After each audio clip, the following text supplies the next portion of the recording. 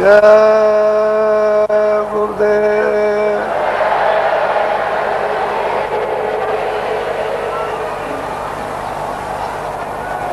जय गुरुदेव।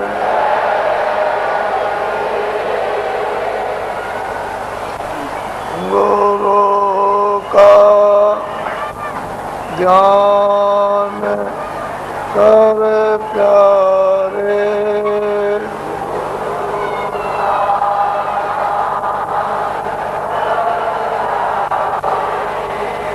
गुरु का ध्यान कर प्यारे।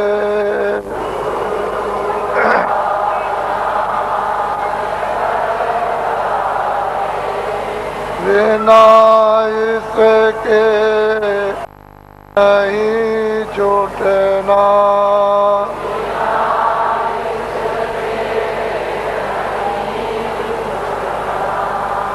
नाम के रंग में रंग जा,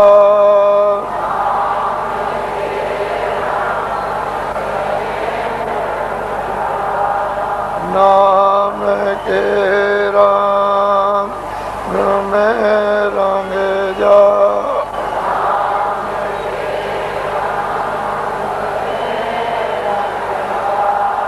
मिले तो दाम निज अपना,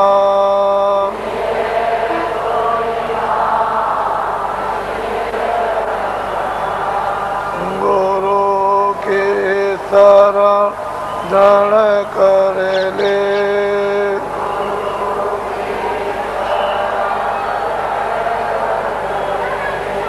गुरु के शरण धन कर ले।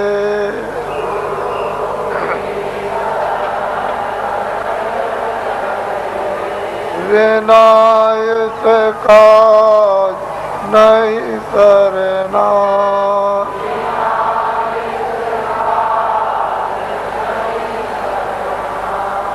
लोभ और मान क्यों चाहे,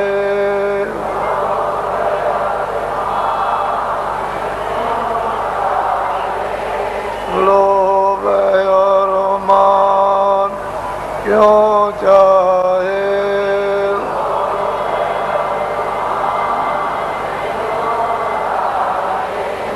पड़ेगा फिर तुझे देना,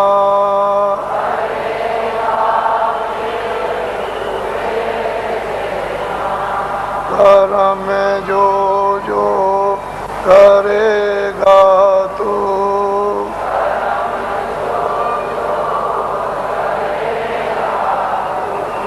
कर्म में जो जो करेगा तू,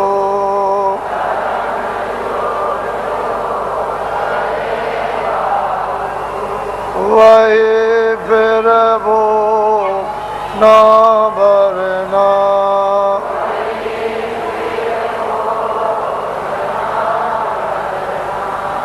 जगत के जाल पे ज्यों त्यों,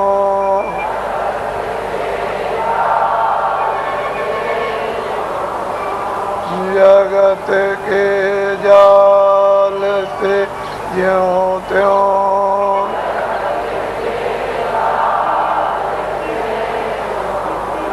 हटो मर्दान गी करना,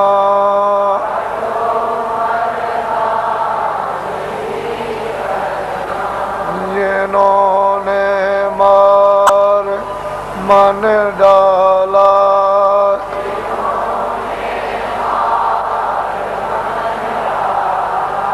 जिन्होंने मार मन डाला,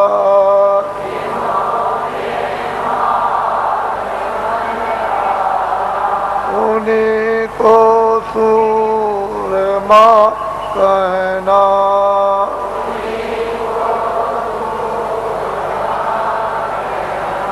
बड़ा बैरी ये मन गठों में,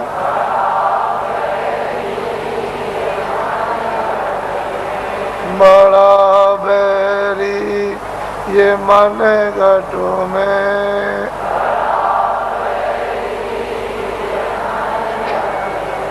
किसी का जीत ना कठिनाई,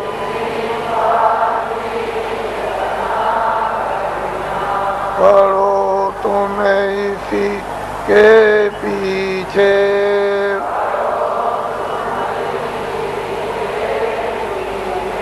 पढ़ो तुम इसी के पीछे,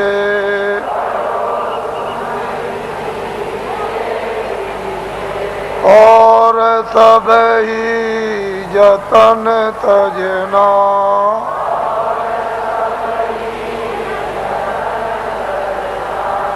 गुरु का ध्यान कर प्यारे,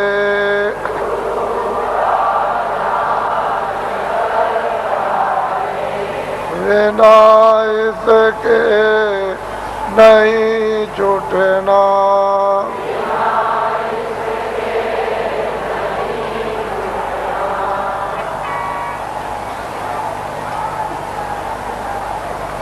जय गुरुदेव, जय गुरुदेव,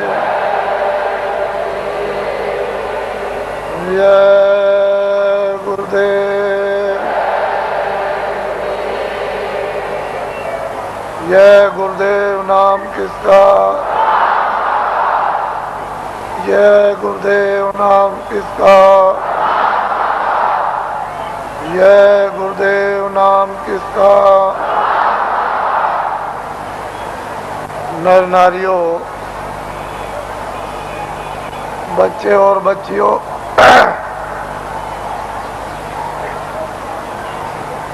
लोग अपने अपने गृहस्थ आश्रम में जब संसार का सब अनुभव बच्चों का, भाइयों का, माता पिता का, पत्नी और पति का जब गृहस्थ आश्रम में अनुभव कर लेते थे तो अंत में मोह ममता को त्यागने के लिए लोग अपनी आखिरी आयु का, उम्र का एक हिस्सा ये सोच करके देते थे कि अब चलते चलाते हमारा कल्याण हो जाए। तो और तीर्थाटन घर से निकलकर भागवत या गीता कराकर और भोज कराकर देशाटन के लिए, तीर्थ यात्रा के लिए निकल पड़ते थे और ये हाथ जोड़ते थे कि हम आ गए तो आ गए, अब हमको ये समझो कि हम नहीं हैं। हमारा यदि समय पूरा हो जाए तो हम बीच में ही चले जाएंगे। इस तरह से लोग घर से निकलकर तीर्थों में, देवस्थान में, ऋषियों मुनियों महात्माओं के आश्रम में लोग आखिरी आयु में भ्रमण करते थे। ये आशा तोड़कर जाते थे कि अब हमको घर में वापस नहीं जाना, और रास्ते ही में उनका शरीर शांत हो जाता। सियार ने खाया, ऐसे ही पड़ा रह गया, गड्ढे में गिर गया, किसी ने फेंक दिया, ये कुछ नहीं। घर से निकल गए और चले गए। पहले सभी आश्रमों में ये नियम था। अब ये किया गया, अब ये बताया गया है कि गृहस्थाश्रम में रहो और आपको सच्चा सत्संग, सच्चे महात्मा का मिलना चाहिए, जिससे सत्संग और उसके वायुमंडल में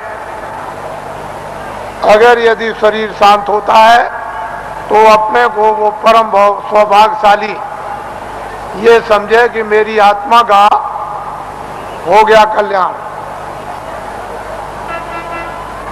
मैं जो कह रहा था कि अगले साल इसमें से कितने लोग यहाँ पर जो बैठ कर के सुन रहे हैं वो अगले साल यहाँ नहीं आ सकेंगे, उनका समय पूरा हो जाएगा।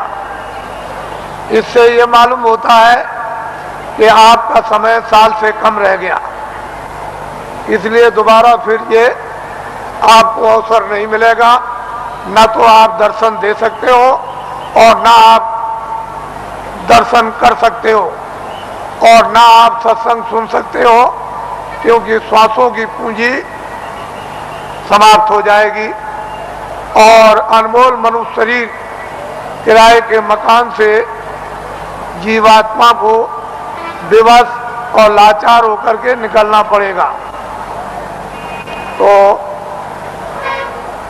आपने देखा होगा, आज सुबह लाइन में खड़े हुए पूजा के लिए, न कोई बीमार है, आराम से खड़े हैं और पूजा की प्रतीक्षा में है कि हम वहां तक पहुंच जाएं और प्रसाद ले लें, और बस उतने ही में जमीन पर बैठे और शरीर छूट गया, यानी जीवात्मा शरीर से निकाल दी गई। ये जीव का बहुत ही अहोभाग्य, ऐसा अवसर जीवों को मिलता नहीं है।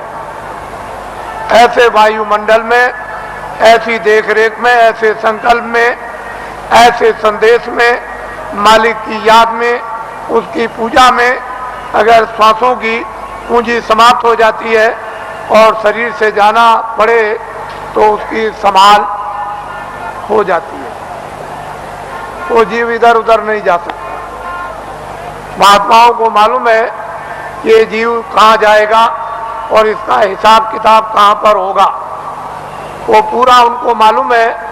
जिस तरह से खुली आंखों से आप हमको देखते हो बाहर की शरीर की आंखों से, और मैं आपको देखता हूँ, इसी तरह से अंतर्ज्ञान दृष्टि के द्वारा वो सब कुछ दिखाई देता है कि जीव इधर से जैसे ले जाए जाते हैं वो कैसे जा रहे और कहाँ इनका हिसाब होता है, ये महात्माओं को सब मालूम। पिछली किताबों में महात्माओं ने बहुत कुछ आपके लिए निराकरण कर दिया है और उन्होंने आपको बहुत विश्वास दिला दिया, उसके कहने की जरूरत नहीं है। तो दो आदमियों का यहाँ पर शरीर छूट गया और कल दोनों के दोनों ही गए। इससे ये मालूम हुआ वो बड़े बेचारे प्रेमी थे, बड़े भक्त थे और बराबर सत्संग में जगह जगह सम्मिलित होते रहते थे, सत्संग सुनते थे और दर्शन देते और दर्शन करते थे। ऐसी उनकी बड़ी तीव्र लालसा रहती थी। तो ऐसे लोगों का तो वैसे भी काम हो जाता है। जो नामदानी जंगल में रहते हैं, जो यहाँ सत्संग में नहीं आए, अगर उनका भी शरीर छूटता है तो उनके लिए भी इंतजाम बंदोबस्त करके रखा है कि उनकी भी जीवात्मा गड्ढे में नहीं जा सकती। उनको मालूम है कि कहाँ किस समय पर, इसके माने ये नहीं है कि यहाँ सत्संग में बैठे हैं और आपका दर्शन कर रहे और दर्शन दे रहे और वो जंगल में जीव जो है वहां से चला गया, ऐसा नहीं। उन्होंने पहले ही से इंतजाम करके पूरा रखा है और उनको मालूम रहता है कि जीव यहाँ से नामदानी जा रहा, उसका इंतजाम कर दिया। उसके कर्मानुसार, उसकी साधना अनुसार फिर तुरंत शीघ्र देर कुछ नहीं लगती, मिनटों का भी काम नहीं, और उसको ये फिर मनुष्य जन्म दिलवा दिया जाता। और ऐसे वायुमंडल में जन्म मिलता है जहाँ आसपास में सत्संगी यानी प्रेमी सत्संगने स्त्री और पुरुष रहे, और जैसे ही वो बच्चा बड़ा होता है फिर नामदान प्राप्त कर लेता है और वहां से साधना फिर शुरू कर देता है। यदि बीच में फिर उसकी साधना अधूरी रह जाए और फिर वो अपना शरीर छोड़ दे तो फिर उसकी संभाल हो जाएगी और ऐसी जगह पर उसको जल में दिलवा दिया जाएगा कि फौरन सत्संग में फिर आकर और नामदान को प्राप्त कर लेगा और जहां से साधना छूटी है फिर शुरू कर देगा। वहां तक के लिए उसको कोई मुश्किल नहीं पड़ेगी, वो आनंद फानंद एकदम तत्क्षण बताते ही उसका काम होगा और आगे उसके लिए थोड़ी मेहनत करनी है। इस तरह से जीवों की नामदान देने के बाद संभाल हर तरह से होती रहती है, बशर्ते यह है कि आप कोई बुरा काम न करें, किसी का आप कत्ल न करें, हिंसा न करें, कोई चोरी न करें, डकैती न करें, अमानवी काम न करें। जहां से हो जाए तहां तक सूझ समझ से इन सब चीजों से बचे रहे, और जो गंदगी आपके पास में जमा है वो जल्दी से उसको उतार दिया जाएगा। लेकिन जब आप गलती कर लोगे और तुम ये नहीं समझोगे कि मालिक देख रहा और जितने नामदान दिया है वो देख रहा, तुम उसको और मालिक को अंधा समझोगे तो वो कर्म जमा हो जाएगा और उसकी आपको सजा मिल जाएगी। फिर आप रोओगे, चिल्लाओगे। हर तरह से यानी जीवों की संभाल होती है। ये बहुत ऊंचा संदेश और ऊंचा विज्ञान है, ये छोटी मोटी चीज नहीं है। उनको सब मालूम है कि जीवात्माएं कैसे उतरती हैं और कैसे चढ़ती हैं और मनुष्य शरीर में कैसे डाली जाती हैं और किस तरह से निकाली जाती हैं। फिर ये किन किन योनियों में इनके जाने का हिसाब होता है और उनके तार यानी उनकी डोरियां किस किस तरह की हैं और कौन कौन सी डोरी किस किस योनि में, 84 में या नरकों में या भिन्न भिन्न अलग अलग नरकों में, 4 खानों में, 84 लक्षयोनियों में, ये महात्माओं को सब जैसे आईने के सामने खड़े हो जाओ ऐसे दिखाई देता है। लेकिन अब ये जरूर है कि जब तुम्हारी आंख खराब हो गई तो आप ऐसा समझते हो कि सब अंधे हैं, किसी के आंख होगी ही नहीं, कोई दुनिया को देखता ही नहीं होगा। लेकिन जिसके आंख है वो तो कहता है सूरज है, चंद्रमा है, ये मकान दिखाई देता है, ये जमीन दिखाई देती है। पर सूर आदमी को क्या होगा, उसको क्या दिखाई देगा? इसलिए जगत अंधा हो गया है और बहरा हो गया, वो महात्माओं को पहचान नहीं पाता, समझ नहीं पाता। उसके पास समझने की बुद्धि नहीं और आंख अंधी हो गई तो कैसे पहचाने?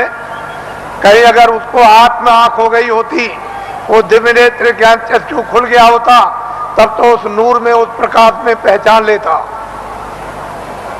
तो हिंदुओं और मुसलमानों और सिखों और ईसाइयों, ये जाति दौलत, ये जलम जात की संपत्ति महात्मा फकीरों के पास सबकी है। जो भी इच्छा करे, हिंदू, मुसलमान, सिख, ईसाई, वो महात्माओं के पास जाकर के इस दौलत को ले आए, इस संपत्ति को ले ले।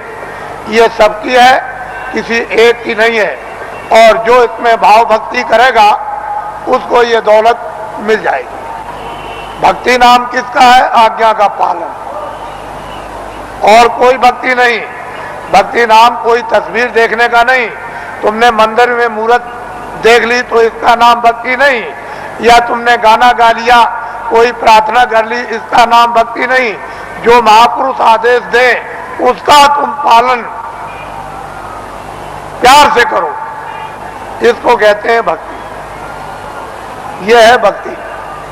हमने राम को नहीं देखा, हमने कृष्ण को नहीं देखा, हमने तुलसीदास को नहीं देखा, हमने मोहम्मद साहब को नहीं देखा, हमने ईसा मसीह को नहीं देखा, हमने पैगंबरों को नहीं देखा, हमने योगियों को नहीं देखा, ऋषि मुनियों को नहीं देखा, तो आप किसका पालन करोगे?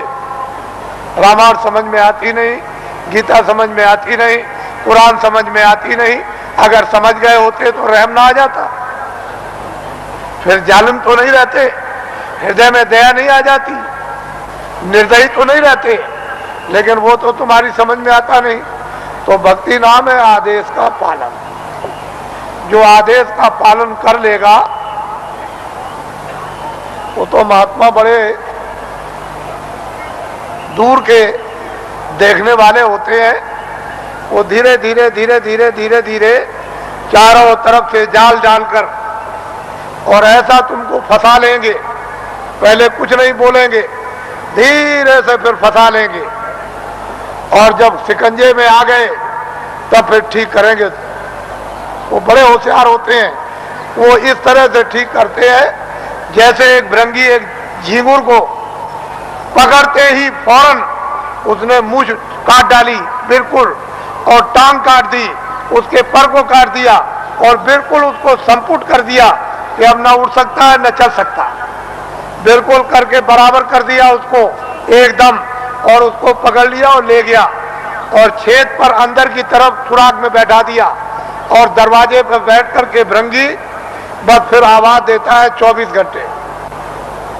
जब उसने भृंगी ने आवाज दिया 24 घंटे के अंदर, तो उसने अपनी सारी शक्ति को झींगुर में भर दिया, तो पर भी जमे आए, उसके पैर भी जमे आए, उसकी मूछें भी जमे आई, और बस 24 घंटे के बाद जो निकला तो फौरन उसने दूसरे को पकड़ा और उसको संपुट कर दिया।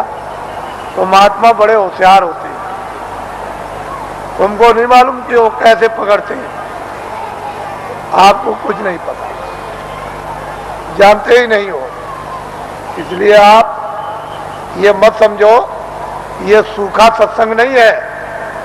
आपने कल देखा अपनी आंखों से कि 4 बजे से लाइन लग गई और सारी रात जाड़े में बैठे रहे, तो आपको ये जानना चाहिए कि सारी रात जगह एक तपस्या की, ऊपर से सर्दी थी और लाइन में धीरे धीरे बैठ करके खिसके हैं, धीरे धीरे आए और लाइन अभी तक लगी हुई है।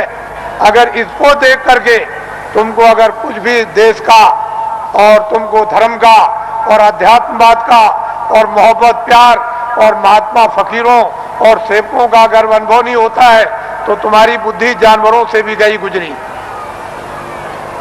फिर तो मैं ये कहूंगा कि जानवर ही अच्छे, आदमी अच्छा नहीं। इस दृश्य को आप देखिए, इस दृश्य को वैसे मेरे पास ऐसा रास्ता है कि मैं 4 ही घंटे में इसको निपटा दूं, लेकिन मैं ये दिखाना चाहता हूं कि देवियां कैसी बैठी हैं, कतार लगाकर, पुरुष कैसे बैठे कतार लगाकर क्या इंतजारी कर रहे हैं और इस ठंडी में किस तरह से तपस्या कर रहे बैठे हुए हैं, ये आपको दिखाना चाहते हैं। ये महात्माओं का गोपनीय राज है। ये राज और रहस्य कुछ दिनों के बाद आपकी समझ में आएगा, अभी तो नहीं आ सकता। इसमें अगर आध्यात्मिकता का कहीं मसाला ना होता, सच्चा और सत्य, तब तो आप बहुत दूर चले गए होते। ये तो असली चीज है और वही सबको घूम फिर करके उसी जगह पर आ जाना, आएंगे वही। वो रास्ता एक दिया जा रहा, अभी रास्ता और रास्तों के स्रोत अभी खोल दिए जाते हैं, तो चारों तरफ गली कूचे से और फौरन पगडंडी और सड़कों पर आकर और फौरन आ जाएंगे बिल्कुल। फिर आप देखिएगा इस दृश्य को, तो आप ऐसा मत समझो वो कहते तो कुछ नहीं है। अगर कह दें कि तुम ये हो, तुमने सुबह इसको मारा, शाम को इसको मारा, इसकी चोरी की, इसकी डकैती की, इसका बुरा किया, इसका ये किया, तो 2 मिनट नहीं ठहरोगे। फिर तो 2 मिनट नहीं ठहर सकते हो, भाग के चले जाओगे, करे यहाँ तो सब कुछ खुल गया, यहाँ तो कुछ नहीं है। लेकिन वो धीरे से पोशीदा रखकर वो धीरे धीरे धीरे धीरे जब रास्ते पर ले आएंगे और बांध लेंगे, तो कहेंगे अरे बेटा, ये बच्चे तूने बहुत कुछ कर लिया, ये काम किया है। तब उसका होश उड़ जाएगा और वो अपनी जगह पर आ जाएगा। वो आदेश उसको मिलेगा, उसका पालन करेगा, उसका नाम है भक्ति। वाल्मीकि बदल गए, गंगा बदल गई, सदन कसाई बदल गए और बड़े बड़े राजे और जिम्मेदार बदल गए और डाकू और बदमाश बदल गए, बड़े लुच्चे और लफंगे बदल गए, महात्माओं के पास पहुंच करके बदल जाते और बड़े बड़े सिद्ध हो गए और बड़े ज्ञानी हो गए और त्रिकालदर्शी हो गए और जो इतिहास बना दिया उसको अभी तक कोई काट नहीं सका। उन्होंने लिख दिया मैं सबसे बुरा था, मैं सबसे पापी था, मैं सबसे गुनाहगार था और सब कुछ चिल्लाकर उन्होंने किताबों में ढंढोरा पीट दिया। लेकिन यह है कि जिस महापुरुष के चरणों में गए उन्होंने उस सबको क्षमा कर दिया। उसके बाद में मसाला है, जड़ी है, औषधि है, बूटी है, उसको लगा करके और सबको धो डाला। तब उसको स्वच्छ और साफ और निर्मल और शुद्ध और पवित्र है, उसको कर दिया, उसकी तब महिमा होती है, तब गुणगान होता, तब भक्त और भगवान की लीला होती है। नहीं तो वैसे तो कौन भगवान को पहचान सकता है?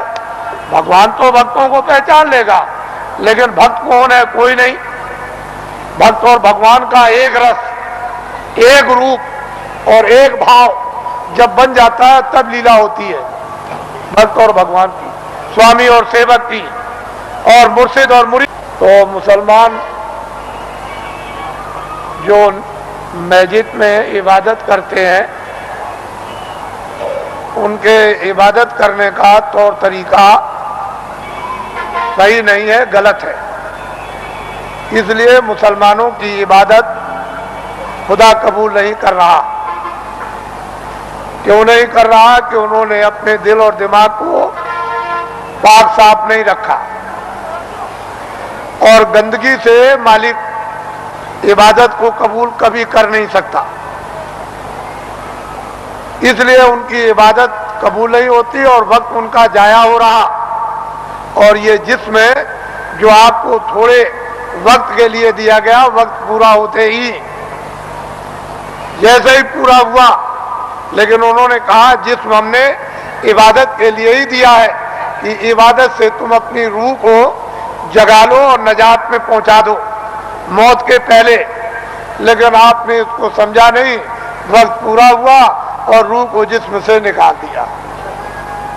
जिस तरह से हिंदू की जीवात्मा निकाली जाएगी, उसी तरह से मुसलमान की रूह निकाली जाएगी, और फैसला दोनों का एक ही तख्त पर होता है, अलग अलग नहीं। वहां न कोई हिंदू है, न वहां कोई मुसलमान। वहां तो जो भी तुमने अच्छे और बुरे जो काम किए वो वहां पर हैं, और उसी का इंसाफ हो जाएगा। वहां किसी शहादत और गवाही की जरूरत नहीं। ये सब कुछ है, महात्माओं को, महान आत्माओं को ये सब दिखाई देता है। इससे मालूम होता है कि वो कौन है हिसाब करने वाला, और किस तरह से हिसाब करता है, और किन लोगों को फिर मनुष्य शरीर नहीं मिलता और कब तक नहीं मिलता है, ये महापुरुषों को सब मालूम। अब आप लोगों से हमारी ये विनय और प्रार्थना है कि अब आप लोग अपना उम्र का जो थोड़ा बहुत बचा हुआ हिस्सा है, कुछ तो आप खेती, दुकान, दफ्तर में लगा दो, कुछ बच्चों की सेवा में लगा दो, कुछ मान सम्मान में लगा दो, कुछ सोने में। थोड़ा सा समय बचाओ इसी मनुष्य मंदिर में, जिस्मानी मस्जिद में, तो सच्चे खुदा की रूह से इबादत हो जाए और सच्चे भगवान का जीवात्मा से भजन हो जाए। तो ये जीवात्मा उस नूर को, यानी वो रूह नूर को वो पाले, यानी जीवात्मा उस प्रकाश को प्राप्त कर ले जो इसकी जान है, जिसके बगैर ये बेखबर और अकेली इस बियाबान अंधकार जंगल में ये मारी मारी फिरती है, उसका कोई सहारा, देखभाल करने वाला नहीं। इतना काम तुम करोगे बचा हुआ थोड़ा समय। बाकी जो जो आदेश आपको मिलता जाए 23 घंटे के अंदर, 1 घंटा तो आप रिजर्व कर लो कि 10 मिनट सुबह, 10 मिनट शाम को, 10 मिनट दोपहर में, 10 मिनट दोपहर बाद और 10 मिनट अर्ध रात बाद। इस तरह से 1 घंटा तो रिजर्व कर लो, बचा करके रख लो। और 23 घंटे के लिए जितना जितना आदेश मिले, दफ्तर के लिए, दुकान के लिए, और खेतों के लिए, और बच्चों की सेवा के लिए, आए गए मेहमान के लिए, और सोने के लिए, और स्नान करने के लिए, अस्पताल में जाने के लिए, जितना आपको आदेश मिल जाए वो तो आप इसकी हिफाजत कर लो। इसमें बैठी हुई जीवात्मा, उसकी भी हिफाजत कर लो। दोनों काम आपके लिए सुलभ हो जाएं, ये भी ठीक और जीवात्मा भी तुम्हारी जाग जाए। लेकिन इसी से जगेगी जब ये ठीक रहेगा, निरोगी रहेगा, और स्वच्छ रहेगा, और साफ रहेगा, और पाक रहेगा, तो फिर जीवात्मा भी साफ हो जाएगी और निरोगी हो जाएगी। नहीं ये रोगी तो वो भी रोगी। ये गंदा तो वो भी गंदी, मन गंदा, बुद्धि गंदी, आंख गंदे, चित्त गंदा, तो जीवात्मा और अंतःकरण भी गंदा, तो फिर बीमारी कैसे जाएगी, ये रोग और कोड़ कैसे जाएगा। तो इसलिए आप थोड़ा रिजर्व करो अपने समय, फिर थोड़े ही समय के बाद जब नशा उतरने लगेगा तो अफीम का नशा कुछ नहीं, शराब का कुछ भी नशा नहीं, ये वो नशा है कि एक बार पी लो तो फिर कभी चढ़ी उतरती नहीं है। मेरे पास बहुत से लोग आते हैं और बड़े बड़े प्रलोभन दिए कि चलो आप ही को प्रधानमंत्री बना देंगे। अरे मैंने कि चलो, तुम एक प्रधानमंत्री नहीं, लाखों और करोड़ों, उसकी भी जरूरत नहीं है, वो तो कूड़ा कचरा है। प्रधानमंत्री का स्थान कूड़ा कचरा बदबूदार है, ये सब तुम्हारा कोई असर लगने वाला नहीं है, इसको छोड़ दो। धन और दौलत ये सब छाया है, ये वक्त से ये सब अलग थलग, और ये भी छाया, ये मैल है।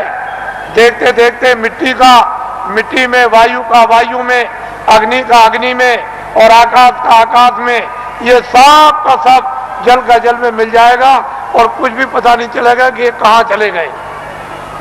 और जीवात्मा जिसके कारण ये चलता फिरता बोलता है, ये बादशाह कहलाता, सेठ साहूकार कहलाता, विद्वान कहलाता और बड़ा बहादुर और दानी कहलाता, वो तो निकल जाएगा, उसका भी पता नहीं।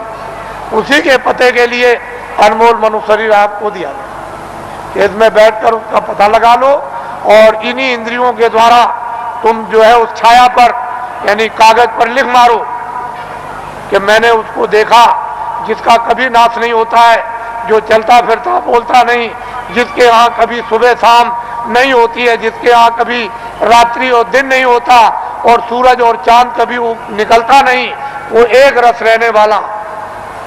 इसलिए आप थोड़ा समय बचाओ, ये हमारी विनती और प्रार्थना है। हम तो वर्षा आदेशानुसार ये देते हैं, लेकिन उसको संभाल करके रखो।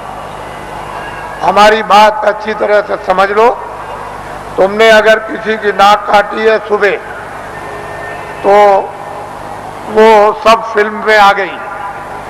शाम को तुमने गर्दन काटी तो सब फिल्म में आ गई। वो रो रहा, चिल्ला रहा, सामने पड़ा। मारने वाला भी है, मरने वाला भी। किसी की टांग काट दी, हाथ काट दिया, रात को चोरी या दिन को की, दिन को डकैती या रात को, या आपने और कोई अमानवी काम, ये सब फिल्म में, फाइल में सब छपता जा रहा। और जब तक वो कुछ नहीं बोलेगा, जब तक आपका समय पूरा नहीं होता, और जैसे ही समय पूरा हुआ पूरी फाइल खुल जाएगी।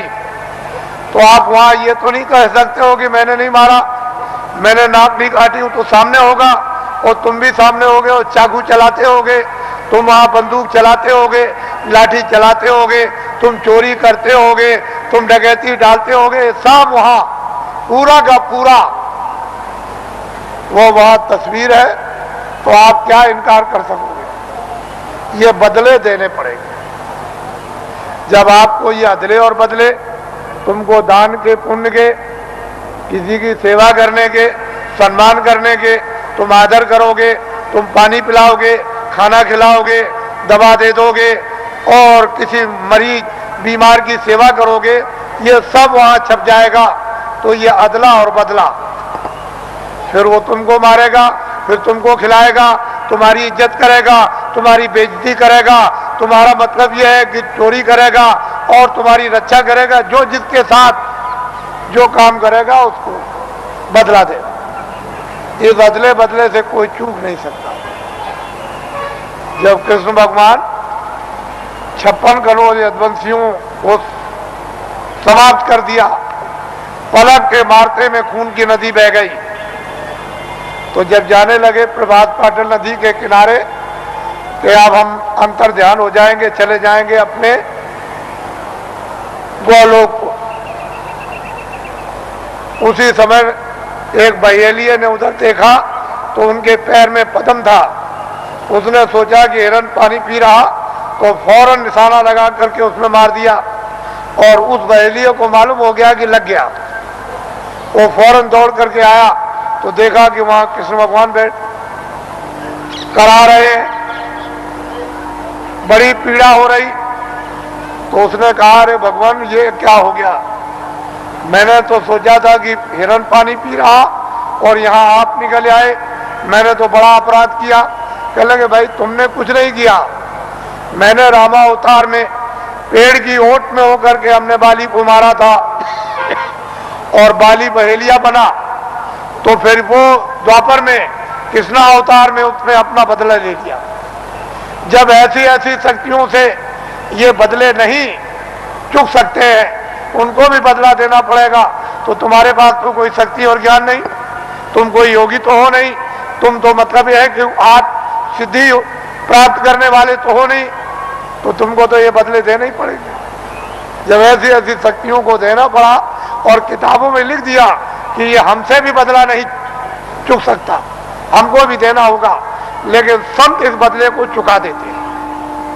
उनके पास बदले के चुकाने का मसाला है, योगियों के पास नहीं है, सिद्धों के पास नहीं, ज्ञानियों के पास नहीं, तत्वदर्शियों के पास नहीं, संतों के पास में इसका मसाला है, इसको चुकाने का, और किसी के पास नहीं। तो आपको तो ये भेद मालूम है नहीं, फिर आपने तो कृष्ण को देखा नहीं कि आप जल्दी से कहोगे कि नहीं हम भी हैं। फिर जब आपने देखा नहीं तो पूजा किसकी कर रहे हो? अरे किताब में लिखा है कि तुम जाओ, अगर मुझको पाना चाहते हो, मेरा दर्शन करना चाहते हो, मेरे लोक में आना चाहते हो, तो जो मुझको पा चुके हैं तत्वदर्शी, जिन्होंने अपनी जीवात्मा को जगाकर और ज्ञान चक्षु द्वारा जिन्होंने मेरा साक्षात्कार किया है, तुम उनके पास चले जाओ, वो मेरा भेद बताएंगे और उनकी कृपा और मदद और सहायता से तब मेरे लोक में तुम आओगे। तो ये तो कोई मानने वाला है नहीं, तो बताओ फिर पूजा किसकी हो गई? तुमने खुद को अपने को धोखा दिया, खुद को भ्रम में रखा, खुद को अंधकार में रखा और खुद भटक गए। कौन बताएगा आपको? आपकी आत्मा की कौन रक्षा करेगा, कौन संभाल करेगा? माँ बाप कर नहीं सकते, धन दौलत कर नहीं सकता, राजा कर नहीं सकता है और लोग कर नहीं सकते हैं, तो इस आत्मा की रक्षा कौन करेगा? जो किताबों में लिखा हो आपकी समझ में आता नहीं। आप तो किसी महात्मा महान आत्मा को खोजते नहीं हो, और आपके पास भी चला जाए तो आप उसको पहचानते नहीं। इसलिए ये दिन ऐसे बुरे आए कि महान आत्माओं की बड़ी अवहेलना हुई, बड़ा तिरस्कार हुआ, बड़ी गाली गलौज, बड़ा उनका अपमान हुआ, बड़े शब्द भद्दे शब्दों से प्रयोग किया गया। लेकिन हमारा देश तो ऋषि मुनियों का, साधु संतों योगियों का देश है। फिर पीछे आपको अपनी जबान गंदी करोगे, मैली करोगे, पीछे पश्चाताप करना होगा। इसलिए सोच समझ के शब्द निकालो। तुम सब कुछ करते हो दुनिया में, लेकिन संतों महात्माओं के प्रति संभाल कर शब्द निकालो, ऐसे नहीं। तो इसलिए वो मनुष्य है जो अपनी जबान को संभाल करके रखते हैं और धीरज रखकर विवेक से काम लेते हैं, बुद्धि का उपयोग करते हैं। लेकिन बुद्धि ही नष्ट हो गई हो और बुद्धि पर पागलपन का असर आ गया हो, जहर फैल गया हो, तो बुद्धि बेचारी क्या करेगी? वो क्या समझेगी? भूत का, भविष्य का, वर्तमान का, योगियों का, महात्माओं का, आत्माओं का, ज्ञान का, विज्ञान का, उसकी समझ में क्या आएगा? तो इसलिए समुद्र भरा है आपके मनुष्य मंदिर में, और महात्मा ये सब कर्मों को चुका देते हैं। कहीं सेवा कराकर, पानी पिलाकर, कहीं दवा दिलवाकर, कहीं रोटी खिलवाकर, कहीं झाड़ू लगवाकर, कहीं रास्ता बता करके रास्ते में खड़ा करके, कहीं बैठा कर सर्दी में, कभी गर्मी में, ये धीरे से यानी कर्मों को चुका देते हैं। उनके पास में रास्ते हैं चुकाने के, और अदला बदला जब चुका दिया तो वह छुट्टी पा गए। जब तक तुम अदले बदले नहीं दे सकते हो, तब तक कोई भी जीव काल के देश से, ये नरकों से 84 से कभी छुटकारा पा ही नहीं सकता। तो महात्माओं के यहाँ भाग भाग के रास्ते चुकाने के हैं, वो जरा से काम से चुका देते। उसको भी बुला लिया, उसको भी बुला लिया, मद्रास से भी बुला लिया, हिमाचल से भी बुला लिया, जंगल से भी बुला लिया, शहर से भी बुला लिया, हिंदू को भी बुला लिया, मुसलमान को और सिख को भी बुला लिया, और गरीब को भी बुला लिया और अमीर को भी बुला लिया और बुला करके बस एक दूसरे की सेवा करा देते हैं, सेवा दिलवा देते हैं और कर्मों को चुका देते हैं कि भाई अब कर्म चुक गया। तुमने नहीं सुना कि सेठ साहूकार जब कर्जा बांटते हैं और कर्जदार जब देने के लायक नहीं होता तो अंत में सेठ साहूकार कहते हैं अच्छा जो तू दे सकता है मूल दे दे। तो कह लगे सेठ जी हम इतना दे सकते हैं, अब हमारे पास सामर्थ्य नहीं। क्या अच्छा ला दे दे, जा मैं अपने कागज से तुझको माफ करता हूं और ब्याज भी छोड़ देता हूं। तो छोड़ देता है। तो ये ब्याज और कर्म कर्जा ये पहाड़ों की तरह से लदा हुआ है, ये बिना संतों के कोई माफ नहीं करेगा। इसको हमेशा इस बात के लिए जब थोड़े दिनों के बाद जब ये विद्या प्राप्त होगी लोगों को तो स्वयं लोगों को अनुभव होने लगता है कि कर्म कर्जा बिना संतों के मैं ब्याज के ये चुक नहीं सकता। आप इसको जानते ही, मालूम है आपको, लेकिन बहुत सुलभ है, बहुत सरल है, बहुत सहज है। तो इसलिए ये स्थान है जो आपको कल और परसों बताए गए।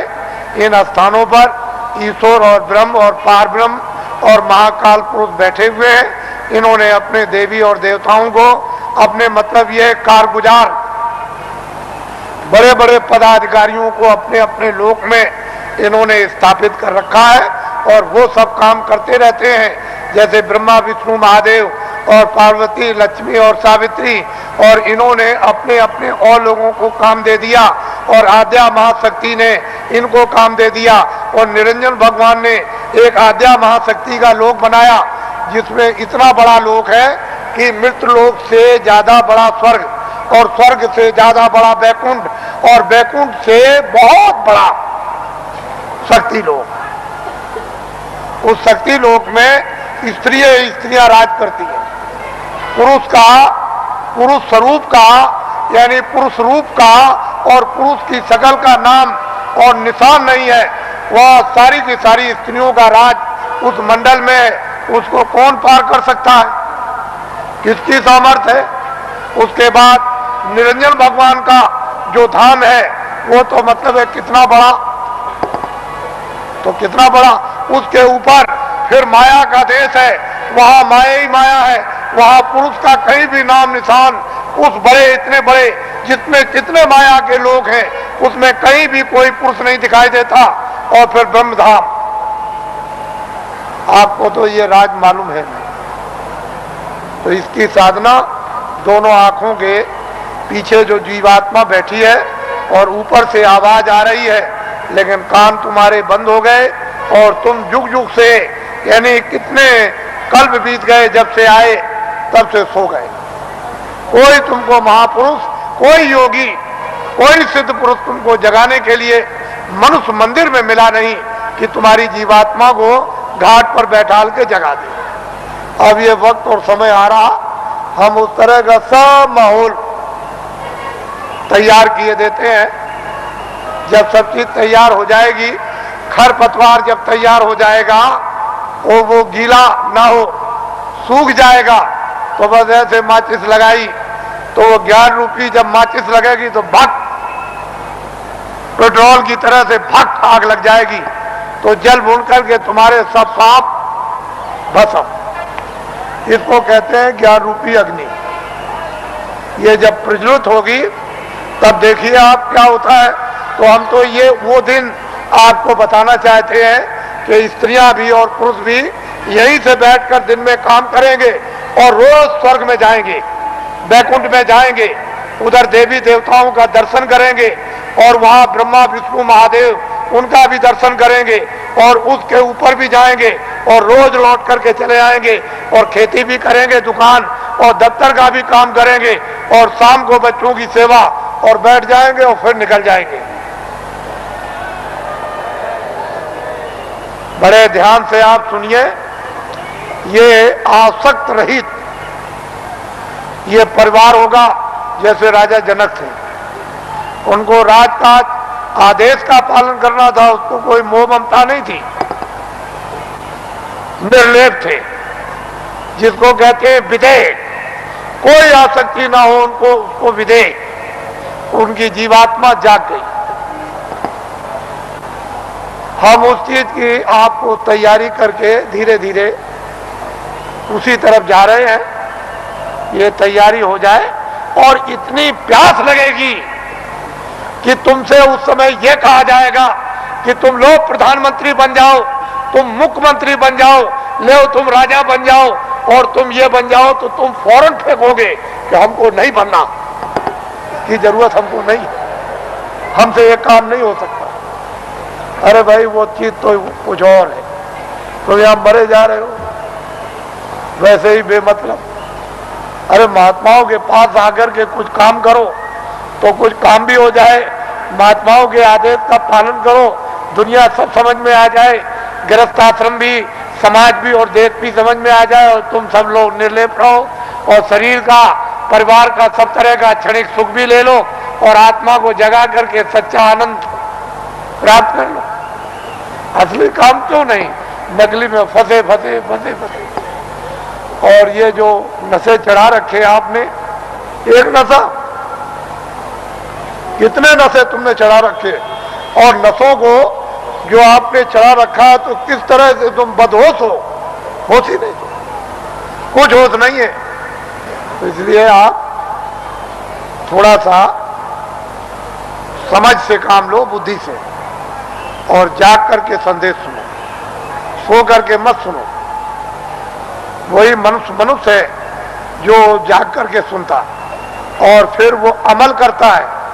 जैसे वस्त्र पहन लिया तो ठंडी दूर हो जाएगी, गर्मी दूर हो जाएगी, बरसात की हवा नहीं लगेगी, लेकिन जब तुम उस वस्त्र का अमल ही नहीं करोगे, वस्त्र पहनोगे नहीं, शील, क्षमा, संतोष, विनय, विवेक, ये एक वस्त्र है जो पहन लिया जाता है, तो काम, क्रोध, लोभ, मोह, अहंकार पता नहीं किधर चले गए।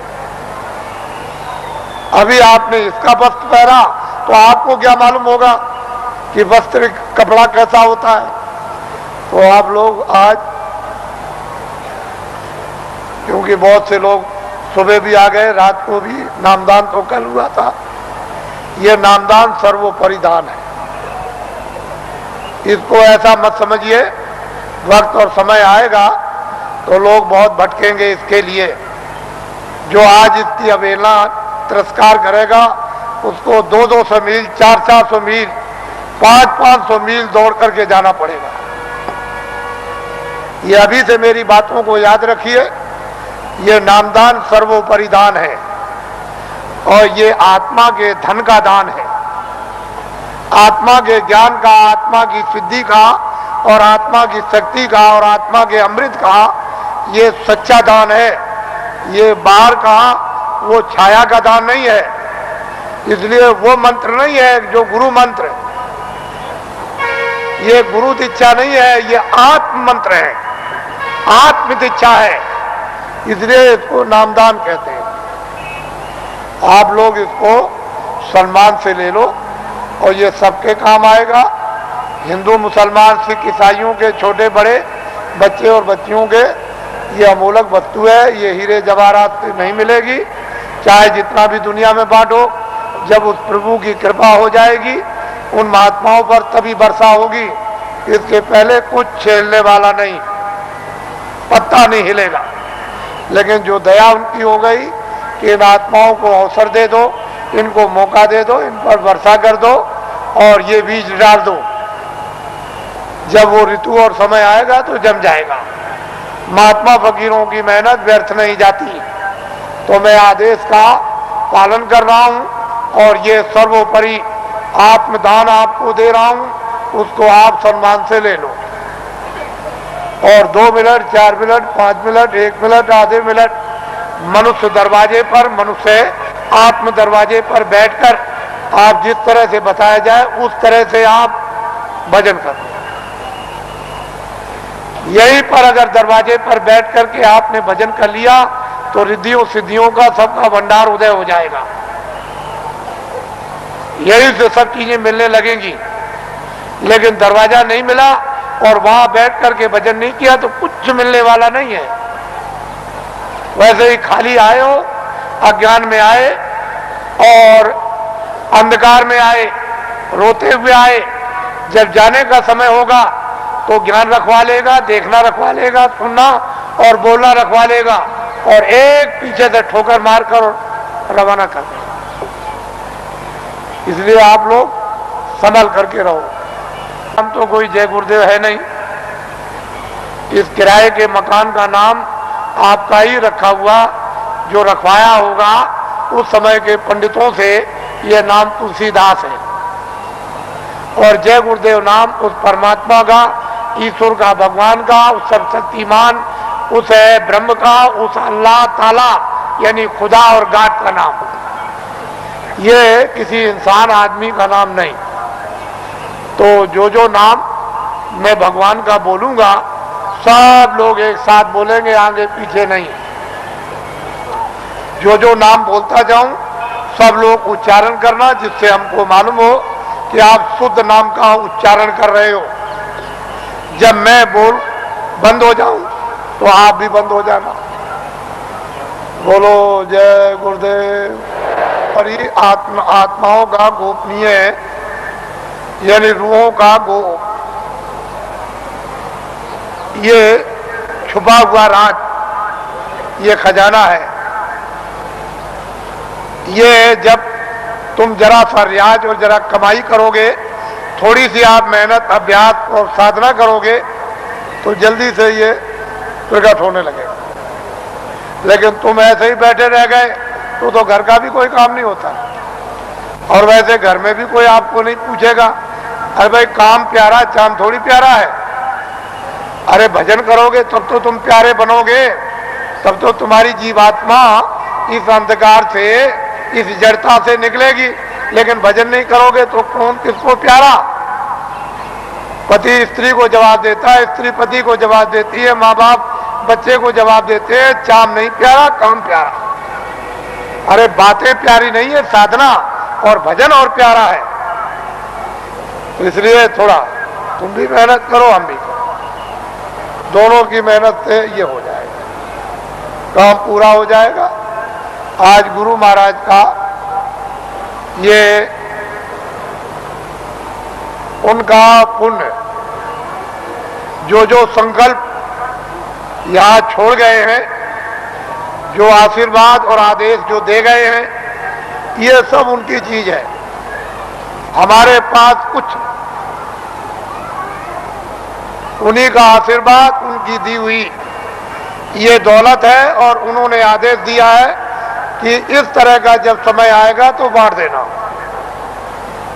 वो आपको मिलेगी। उनकी ये स्मृति है, यादगार, कि ये खजाना महापुरुषों ने बांटने के लिए दिया है। ये उनकी यादगार और वो सब चीजें ताजी। गुरु महाराज बड़े सादे थे, बड़े सीधे थे, बहुत सादगी थी, बड़े सीधे थे, बड़े भोले थे, लेकिन जानते सब कुछ थे। कोई चीज उनसे छुपी नहीं, सब कुछ जानते थे।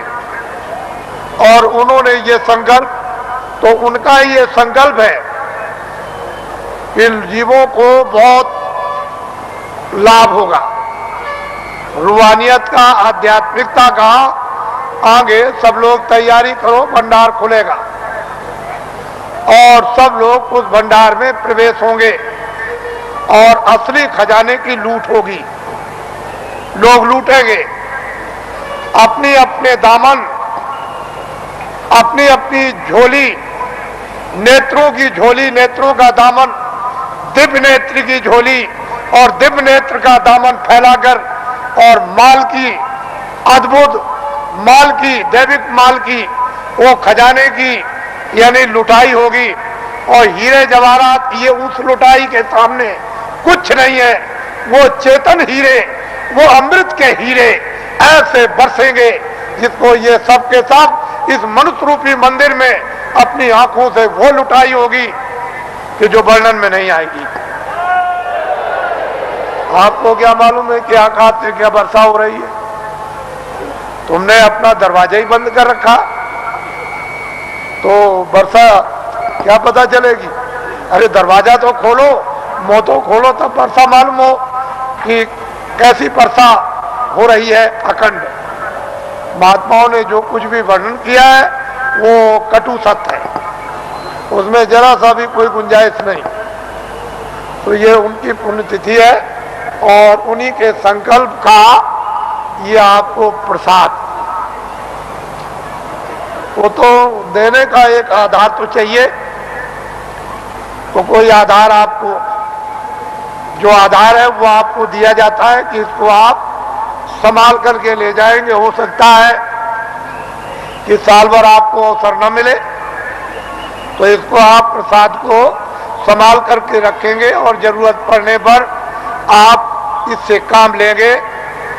अपनी व्याधियों में, परेशानियों में कभी कभी ऐसा भी होता है कि हे मालिक, हमको कुछ नहीं चाहिए, जितने दुख हमारे कर्मों के हों वो जल्दी से जल्दी हमको दे दीजिए, लेकिन प्रार्थना यह है कि बर्दाश्त जरूर दीजिएगा, पर हमको आत्मधन लुटा दीजिए।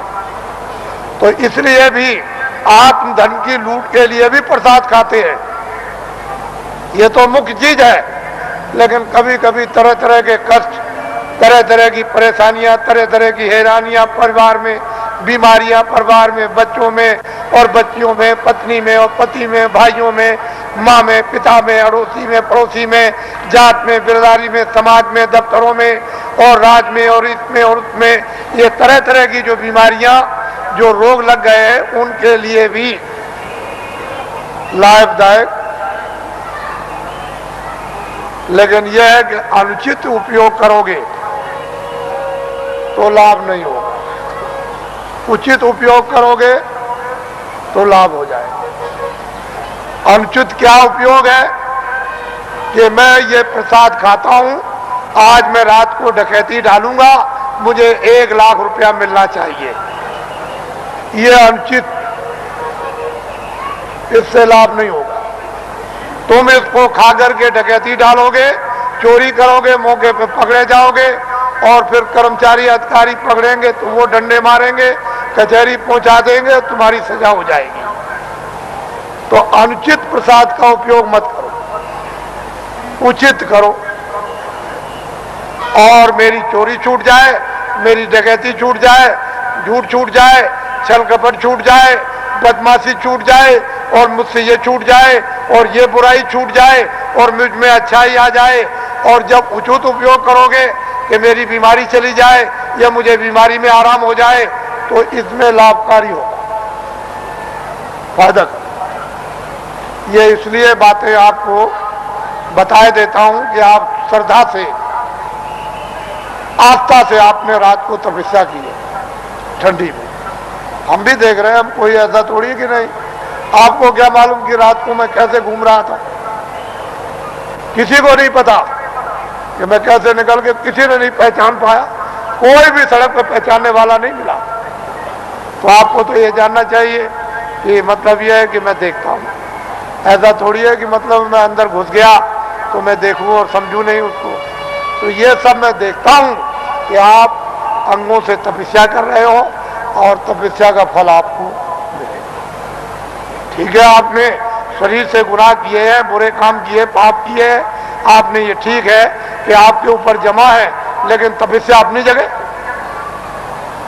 वो तो धीरे धीरे धीरे धीरे जिसका ढेर ज्यादा हो जाएगा और फिर एक दूसरे में मिलने लगेगा, तो मिलकर के एक दूसरा अच्छा और खराब खून शोधन करके और खराबी को निकाल देता। वो तो अपने तरीका है। लेकिन यह है कि तपस्या तो तपस्या ही है। तो आपको मैं और कुछ नहीं कहूँगा, क्योंकि ये गुरु महाराज की ये विशेष कृपा और दया यादगार दिन है।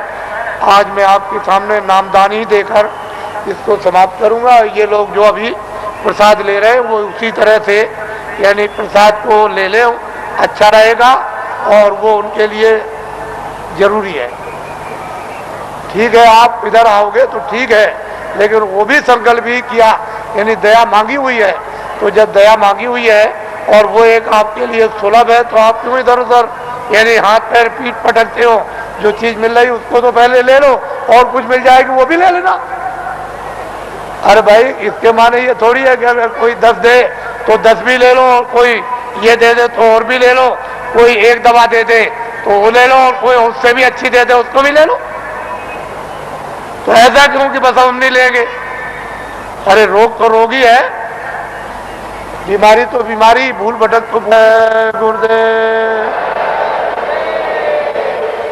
घर जाओ आप, फिर आप मेरी बात को सुन लें। दाएं जो इस मैदान में और मैदान के बाहर इतना ही टेंटों में, रावटियों में और इस बाउंड्री के बाहर ये जो अपनी आंखों से आप देख रहे हो, इस स्थान पर 25 सालों से अगैन सुधी 10वीं को प्रतिवर्ष भंडारा हो रहा। प्रत्येक बरस 25 साल से हो रहा। कितने साल से? इसको आप लोग याद करके रखिए। ये सारी जमीनों के हमारे पास दस्तावेज है। हमने इन जमीनों को उस समय पर खरीदा है जब 150 रुपए एकड़ जमीन हमको यहां मिली। इस जमीन की कोई भी पूछ किसी तरह की नहीं थी। 200 रुपए एकड़, 400 रुपए एकड़, 500 रुपए एकड़, यानी 100 डिसमिल का एक एकड़ होता है। तब की हमारी जमीन, यानी हमने इसको 64 में लिया था। 25 सालों से भंडारा हो रहा। जहां इतना बड़ा जन समुदाय मानव बात को समझने के लिए, इस देश की संस्कृति को समझने के लिए और मोहब्बत और प्यार को जानने के लिए, राष्ट्र और मानव की सेवा खिदमत करने के लिए जिस स्थान पर इतनी बड़ी शिक्षा दी जाती हो और सभी जनहितों के काम जितने हो वो सब किए जाते हो, तो आप लोग बुद्धिमानी से काम लो। इसमें आप लोग अपनी भावनाओं का सहयोग दो कि जनहितों के काम लोक परलोक के और भी अच्छे हों। जब आपकी भावनाओं का सहयोग मिलेगा तो मालिक की आप पर भी दया होगी और मालिक की दया का शक्तिपात आप पर भी होगा और बुद्धि जगेगी तो आपको जस मिलेगा, आपकी कीर्ति होगी। और आपको क्या चाहिए? किसी को देश में सात्विक जस, उसकी कीर्ति हो, इससे इस लोक में और कौन सा सौभाग्य प्राप्त होगा? लेकिन 25 सालों से हो रहा। एक स्थान पर मथुरा वृंदावन में किसी भी आश्रम में इतना आदमी नहीं आता। आप देख रहे हो कल नगर दर्शन फेरी, आप सब लोग सभी प्रांतों से आए हुए नगर दर्शन फेरी में पद यात्रा करेंगे, पैदल चलेंगे और जितने भी लोग कतारों से बाहर होंगे, जो सेवादार जो कतारों से बाहर चलेंगे बच्चों की संभाल के लिए, यानी उससे अलग होकर वो तो कुछ है बोल सकते हैं, बाकी जो बीच में सबके सब चलेंगे वो सारा का सारा यानी नगर दर्शन फेरी के लिए मौन होकर के जाएगा, मौन बोलेगा नहीं। विश्राम घाट तक, यहां से चलकर विश्राम घाट तक, जहां हिंदुस्तान का मथुरा का एक विश्राम घाट स्थान बहुत प्रसिद्ध है, उस घाट तक सारा का सारा नगर दर्शन फेरी के लिए मौन पद यात्रा करेगा। सभी नर नारी जो उसमें होंगे सीधे चलेंगे, जो थोड़े से सेवा करने वालों के अतिरिक्त है, यानी वो लोग बोल सकते हैं, किसी को कुछ समझा सकते हैं, लेकिन आप मौन। हमारे कर्मचारी अधिकारियों की किसी भी व्यवस्था में कोई बाधा नहीं जिससे कि इनका नाम बदनाम ना हो। मौन आप चलेंगे। फिर इस बात को सुन लें, जो भरी हुई सड़क जाएगी उससे जो किनारे किनारे होंगे वही कुछ ही चंद लोग मतलब आस पास में कुछ कह सकते हैं, कोई पूछे तो बहुत मीठी जबान में बोलेंगे और उतनी बात कहेंगे जितनी जरूरत, बाकी सारा का सारा नगर दर्शन फेरी के लिए पूरा का पूरा ये जन समुदाय मौन होकर के जाएगा। कैसे जाओगे? कैसे जाओगे? विश्राम घाट तक। कहां तक? विश्राम घाट पर मौन टूट जाएगा। फिर कोई भी कुछ पूछे या विश्राम घाट के आगे निकल जाओ तब भी आपका मौन टूट जाएगा, फिर मौन रखने की जरूरत नहीं है। आगे जैसे ही विश्राम घाट की तरफ जाओ और द्वारकाधीश मंदिर की तरफ बढ़ो, बस अपने मौन को छोड़ दो, लेकिन विश्राम घाट तक आपका मौन रहेगा। वहां जाकर के आपका मौन टूट जाएगा और कोई भी नगर में दर्शन करो, पूछे, कुछ कहो, कुछ पूछो, ये फिर सब कर सकते हो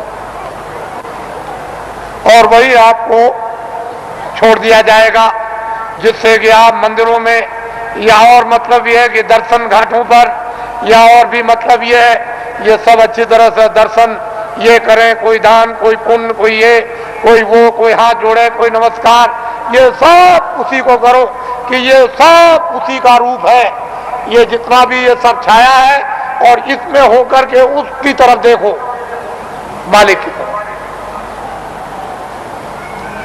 सुबह घंटी बजेगी और ये माइक बोलेगा, आप लोग जल्दी जल्दी तैयार होंगे और 6 बजे बड़ा समुदाय बाहर सड़क पर आ जाएगा और फिर यहाँ जैसे ही सूरज निकलने को हुआ प्रकाश, बस यहाँ से चल देगा, आगे आगे चलेंगे और उसके पीछे सब लोग जाएंगे और हम अपने जो भी हमारे विद्वान हैं, पंडित, पुजारी, ब्राह्मण, वो सब आ जाएं और यहाँ से हमारे साथ चलें।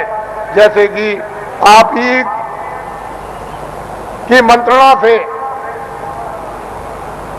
ये सब नगर दर्शन फेरी में जाएंगे और मैं ये बताऊंगा कि ये हमारे जो विद्वान, जो धर्म के बड़ी आवाज लगाते हैं, पंडा महाराज जी, ये हमको लिए जा रहे हैं, हम सब लोगों को ये हम बताएंगे वहां, आपको घबराने की क्या बात है। अरे हमको तो, हमको, इनको, सबको कोई ले जाए, लेकिन सही रास्ते की तरफ तो ले चलो, गलत रास्ते की तरफ नहीं।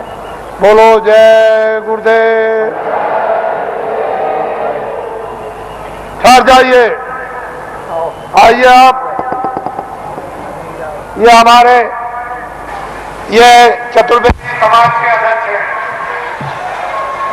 जब हमारी यात्रा आई थी, जब त्रिवेणी संगम पर जब समापन हुआ था और जब मथुरा में आए तो ये मोहली गांव जो 1 किलोमीटर दूर है, बहुत बड़ा कार्यक्रम हुआ और फिर इनके उनके धर्म स्थान पर जो गंगा के उस पार में है, एक बहुत बड़ा कार्यक्रम हुआ और इनकी प्रेरणा से तमाम लोग उस समय पर गए और सब लोग वहां सामने आकर गंगा के उस पार में दर्शन दिए। ये धर्म के अवतार हैं और चतुर्वेदी के हमारे अध्यक्ष और हमारे भी अध्यक्ष, हमारे भी अध्यक्ष। बोलो जय गुरुदेव। ये मधुबन है, मधुबन, ये मधुबन है। 84 कोस की यात्रा यहीं से होती है और यहाँ पे जो यात्रा नहीं करेगा उसकी यात्रा कभी पूरी 84 कोस की मानी नहीं जाती है। ये मधुबन है जहाँ आप प्रार्थना हो। ये छोटी चीज नहीं, कल सुबह प्रातः काल आ जाएंगे और आगे आगे आप करेंगे, लेकिन ग्रुपों में आप अलग अलग रहे ताकि आगे भी आप रहे और बीच में हमारे साथ और पीछे भी रहे, जिससे कि मतलब ये मालूम हो कि हम सब आगे पीछे आपके साथ चल रहे हैं। बोलो जय गुरुदेव। और वहां तो हरिदेव वो तो गंगा मैया है, अरे ब्रह्म गंगा है, वो गंगोत्री थे, अरे उधर चल रही है उत्तर की तरफ से, लेकिन पूर्वों से नहीं। जब वो धारा आई और महात्माओं ने तपस्या की है तो ब्रह्म लोक से उतारी और मां उन्होंने दूध डाल दी वो जंजाल